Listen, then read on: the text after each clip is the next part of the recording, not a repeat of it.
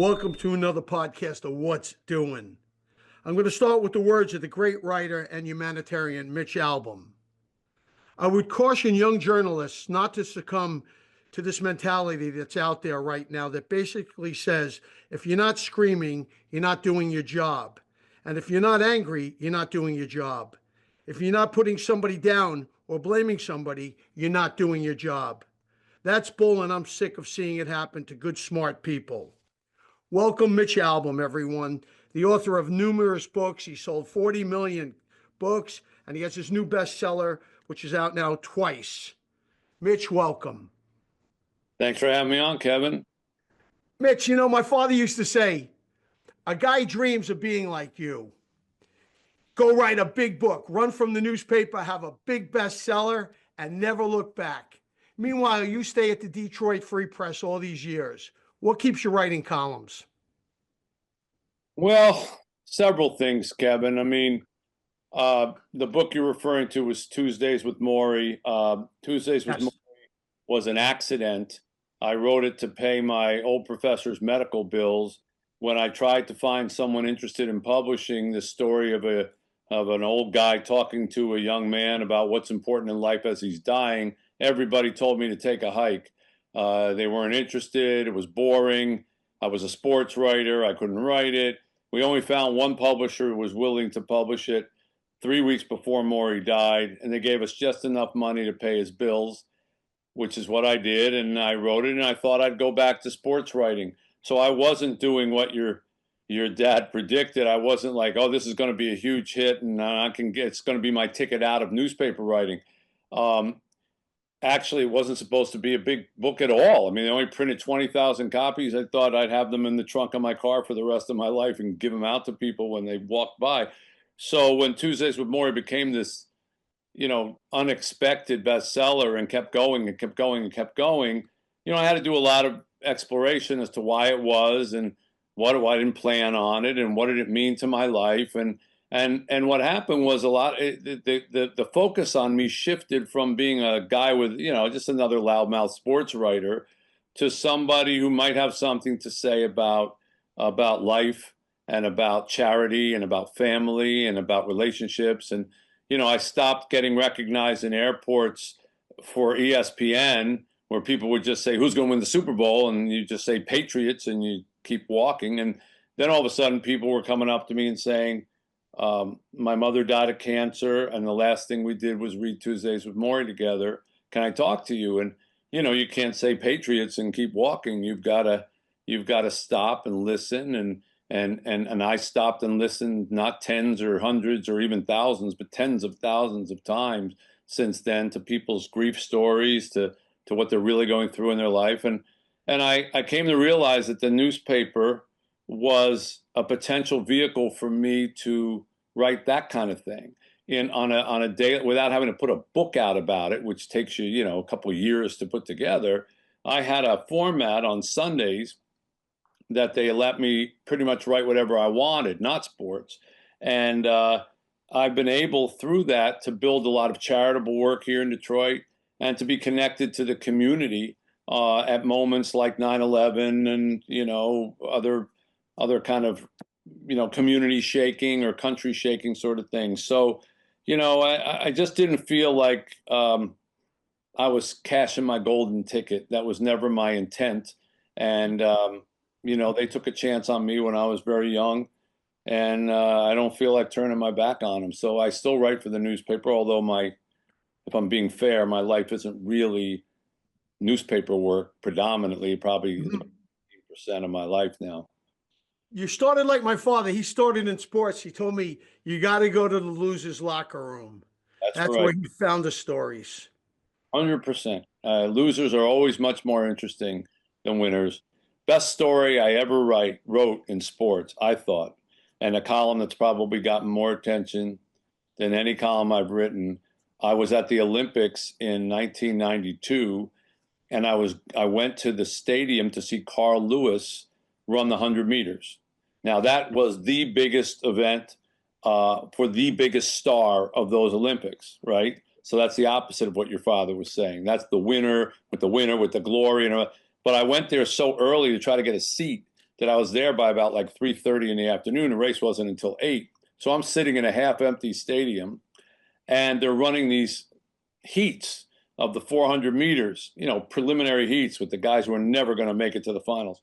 And they shoot the gun off, guys start running around, and one runner pulls up lame in the lane and drops to the ground, and his race is over. He pulled a hamstring or something. And everyone else finishes, and he's on the ground. He starts to cry.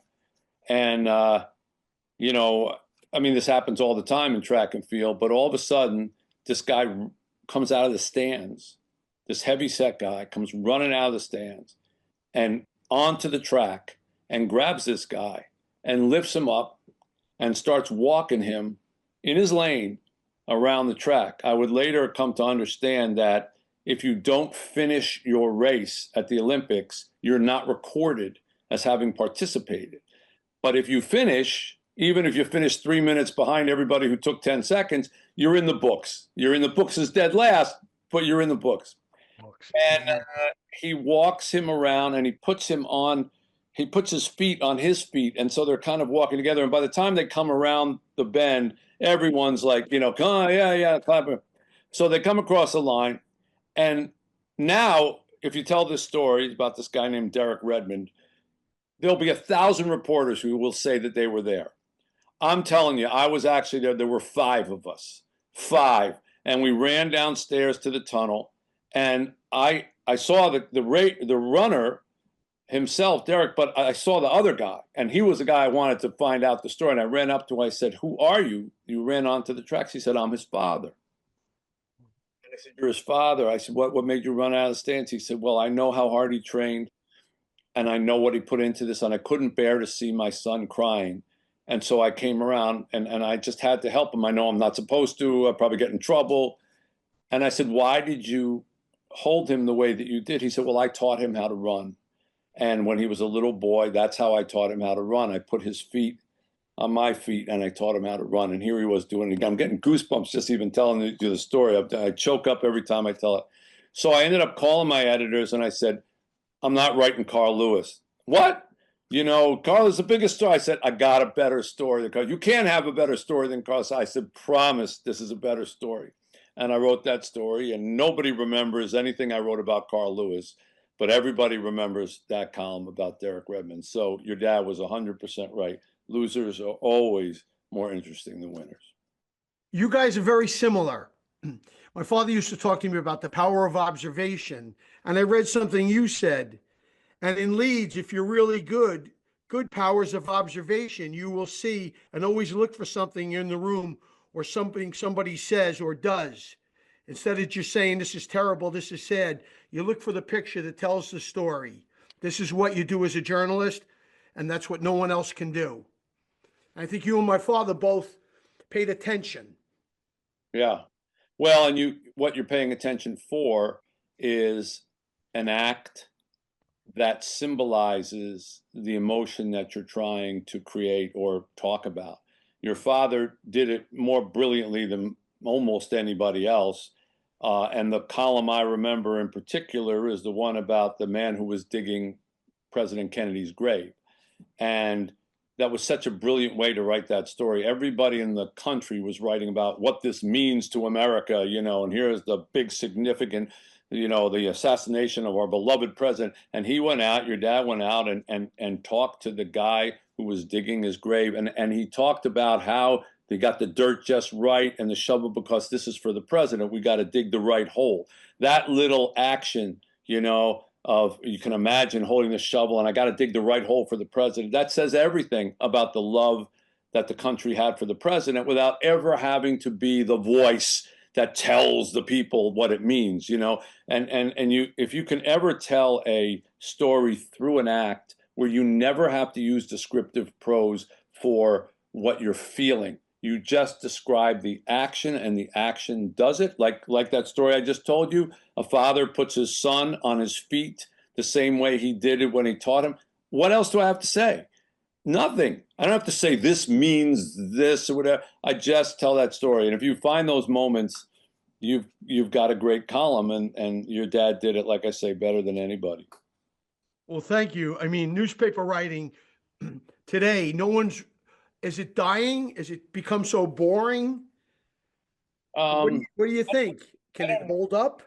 I don't know that it's become boring, Kevin. I think there are so many constraints now. First of all, the beautiful thing about newspapers used to be that you never knew why somebody was buying a newspaper. They plucked down a quarter, 50 cents, whatever. They could just as easily be buying it for the crossword puzzle as they could for the front page story. So everything was equally important, and nobody got up about, like, oh, this thing gets more readers, because you never could really prove it. I mean, you had suspicion that certain guys were popular, whatever, but you could never prove it. Now we are no different than television.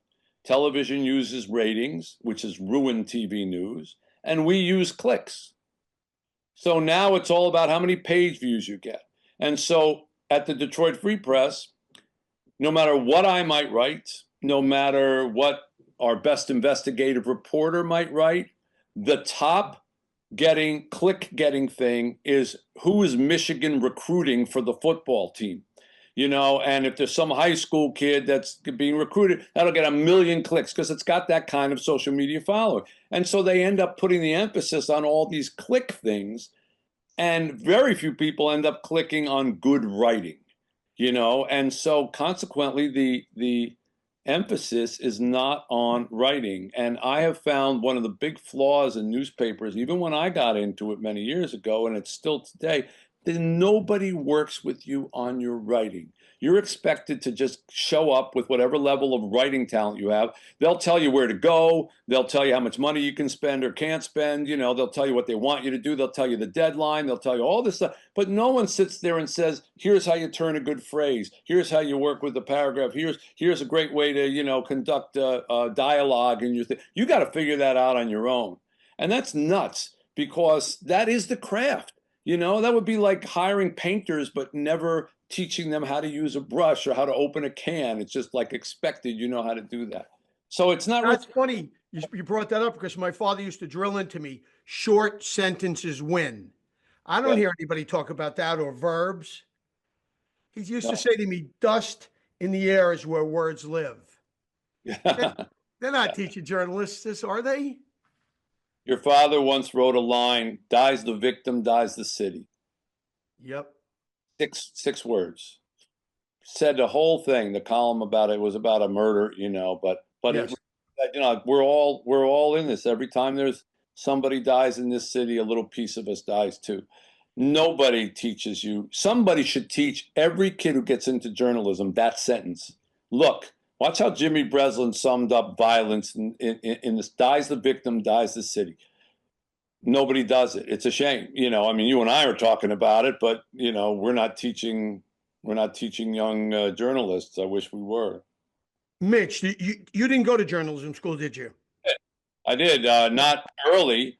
Yeah, not early. I was a musician, and Yeah. I wrote a word. I never wrote a word until I started starving as a musician, and of course, in the inimitable way that journalists have of like going from one failed effort to another, I went starving in music to starting in journalism.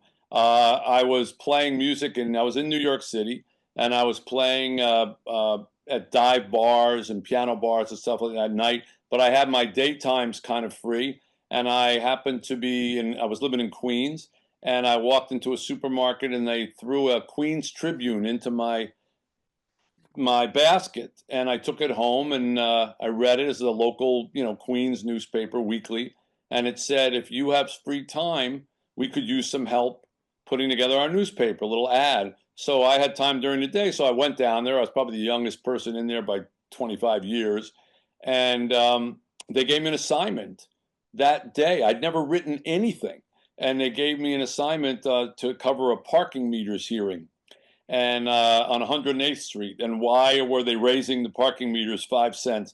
So the entire extent of my journalism knowledge to that point was having seen All the President's Men. That was it. And so I did what they did. I got a notebook, and I started asking all these pointed questions. How come you're doing this, and how come you're doing it? And I went home and, I guess I've read enough newspapers in my life to know like the first paragraph kind of sums it up. The second paragraph's often a quote. The third paragraph expands it. So I wrote a story like that. And the next week, when I came to the supermarket, they threw the thing into my basket as I left.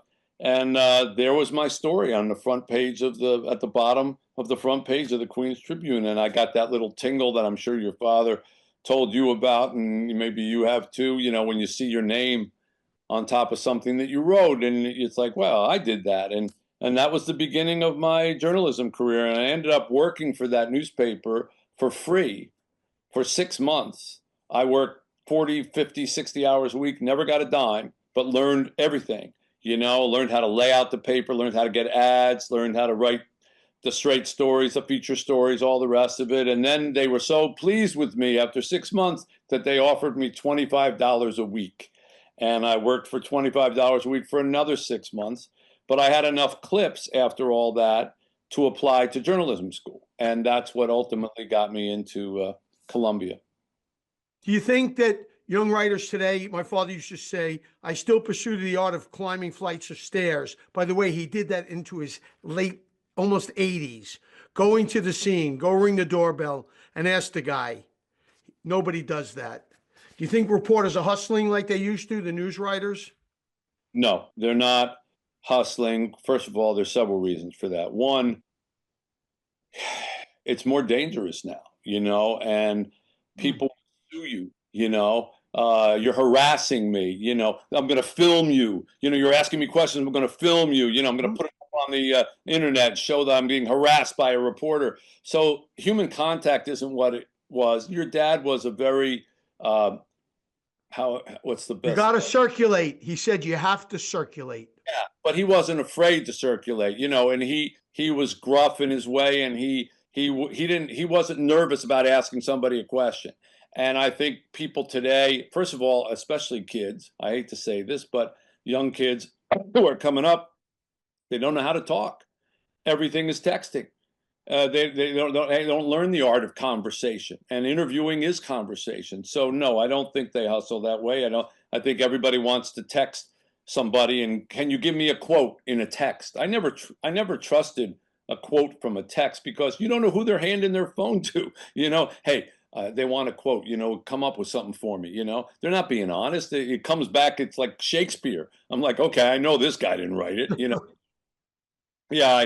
Unfortunately, I think that art died with your dad and his generation. Well, you wrote a great column about a kid freezing to death in Detroit a couple of weeks ago, I read. So I think you still take a walk around and look at things. There's something that I admire you about. Early on, you were not afraid to say that Donald Trump seems to be on a collision course with writers. He attempts to muzzle the press. Trump's second presidency, the verbal bullying, the legal harassment, the buckling by media owners in the face of threat, it all looks very familiar. I mean, do you think Trump and the press is just going to be a very difficult run here?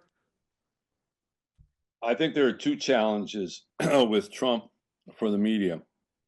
One is to continue to do their job correctly because he is going to get in the way of every chance, from the press briefings to access to harassment to all the rest of it. And so good, honest reporters are going to have to try twice as hard just to get the same basic news. The flip side of it is that they are going to have to temper their anger at Trump, which most reporters seem to have, and try to write down the middle and be honest about what's going on in the country. And if there is something good that actually comes out of the Trump administration, to be willing to write it, even though it may be coming out of the Trump administration. Because if they don't, their credibility, which is already at an all-time low, is going to continue to sink with at least half of the country. And that's not good. And I know a lot of journalists today who feel like they can slam Trump, they can slam anyone who works with Trump, they can slam anything that comes out of the Trump administration because they're on the side of the angels. And it doesn't matter if they're right or wrong, they're on the side of the angels. And so everything they do is going to be, and all you do with that is you become part of the lamestream media that everybody, you know, on the far right has adopted. Rush Limbaugh invented the phrase, and then everybody has just taken it. And if everybody ignores you, what good is your reporting? You know, what good is your column writing? What good is your editorializing if everyone ignores you and assumes you're on the take? You know, and that's what we've come to now. People assume that nobody can work for Fox News without being a shill. People assume that nobody can work for MSNBC without signing some kind of secret document that they will always pledge their loyalty to progressive liberalism, and nobody trusts them. And without trust, you don't have a free press. You just have a bunch of screamers, like you said at the beginning. Well, you've never been a screamer. My father had a big mouth and could be tough, and he disliked Trump, but he was also objective enough to realize you tell an honest story. And what you're talking about now sounds like journalists that are scared, publishers that are scared, editors that are scared, and they skew it whichever way their enterprise tells them to work. Yeah, that's sad, but true. And I don't think you should be skewing the news, period. And there are a few organizations that still try to do it, you know, correctly. But when you start to feel, well, we are on a mission, and our mission is to save the country from Donald Trump, you're not covering the country. You're advocating, and that's really hard to do because most of the time they may be right, but it's not the approach that you can take and be respected as an honest journalist. And if you want to be able to convince the skeptic that you are reporting honestly, and get that person to think, well, you know, I voted for the guy, but this is a pretty straightforward article. They got proof. You know, they didn't just talk to one side. Maybe I was wrong. You know, that's ultimately, if you really want to, you know, make a change in the world, you've got to do it through honest reporting and not by saying this guy's an idiot. Because look, people were saying this guy's an idiot last November, and he ended up winning decisively. So clearly that approach isn't the way to go. And as far as the screaming is concerned, I don't scream because I'm an old guy in this business now, you know, and I came out of a school of journalism that, you know, we were weaned on your father's columns and people who, you know, got out of the way of the story, let the story tell the story. They weren't trying to be famous. As famous as your dad was in terms of being a name, I never saw him, or rarely saw him on TV, you know, spouting his mouth off or going on, you know, this show or that show and just pontificating. If he made appearances, it was because he was a rogue, you know, he was charming and people enjoyed kind of talking to him, but not so that he could get up there and say, you know, what the problem with this guy is, you know, and now that's all anybody wants to go into, you know, and you know, I think of the journalists who are on, you know, the cable networks. I think of the journalists in sports. Now, you know, the ones that get the richest and the most famous are the screamers, you know, the loudest guys. I don't need to tell you who they are. Everybody knows. Yeah. And it's paying off. So, you know, my way of thinking, perhaps your way of thinking, is not the current in vogue.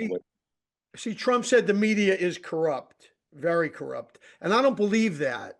I mean, look at you. You spent your life with words and writing, and boy, you know, enormously successful. And my father also, and Dick Schaap, whom we'll talk about in a few minutes. But I think that the media is a very strong, precious occupation, a great job. If you believe in it, and my father wrote like a son of a bitch, morning, noon, and night for 50 years, and he cared about what he did. He didn't just attack Trump or anyone for that matter, unless there was reason. It was never just some vengeance. And I don't know why Trump has now flipped it where everybody in the media is corrupt and against him. I don't believe that.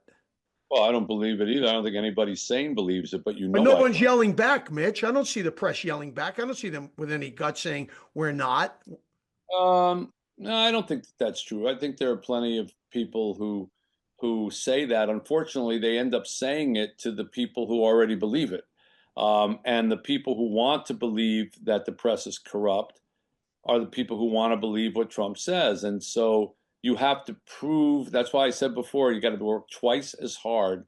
Every Yeah. story that you pull up, you have to ask yourself, can this be swatted down by the administration by just saying, they're corrupt?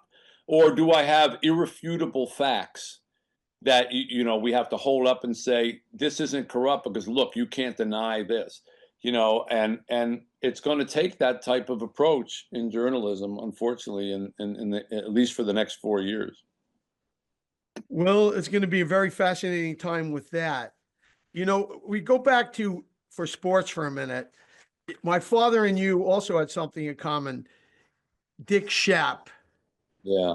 My father loved Dick Schaap like a brother, and you said something very poignant about him. You said Schaap's life is packed with shortcomings. He lacked cruelty, he lacked greed, he lacked the ability to look at colleagues and say, "I hope they fail so I succeed."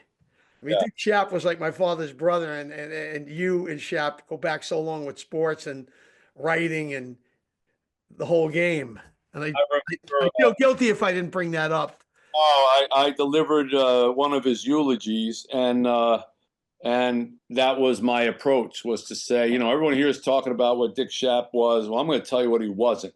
And you could hear like a gasp, like, uh-oh, this is going to be one of those moments where a guy gets up and trashes somebody at eulogy. And then I just listed all those types of things, all the things that he wasn't. Your father had the absolute best line about Dick. He said he was a friend behind your back. And that was, I've never heard a better compliment for Dick, or really for anybody else. And that's exactly what Dick was like. If you met him and he was talking about somebody else, he would invariably tell you their good traits. Whereas most people, when they talk about somebody else, say, "The guy's an asshole," like, let me tell you what he's really like. Dick would always say good things about people when they weren't around. And he was a joy to work with on Sunday mornings. And one of my fondest memories is coming in for the sports reporters, and he'd always be there first. And we got these bagels sent over because it was Sunday morning, like 6 a.m. We'd come in there, and the bag of bagels from H&H Bagels, they were hot. They were, the bag was hot. And they would come with a thing of cream cheese, and you'd walk in, and Dick would be in there with a mouth full of a bagel and cream cheese, and it'd be all over his face, and he'd go, "Mother misery," like that. I think, and off we would go. He was a treasure, and he's missed every day. My father used to say when you go out and cover a story, he'd be very careful. He loved to play the single. He liked to do everything alone. That way he could come up on a story and no one was around. Yeah. How do you handle it? Harder to do if you're trying to cover stories that everybody's doing. That's why, the loser is always a more interesting story, because chances are you're going to be the one who gets it and not 100 other people who crowd around a guy's locker. The offbeat story, the offbeat angle, you can be singular at. But if your life is going to be press conferences, you're not going to get a story alone. It ain't going to happen. So, you got to be willing to break from the mob and say, well, I'm going to take a chance. I might miss what everybody else gets, but I might also get what nobody else gets.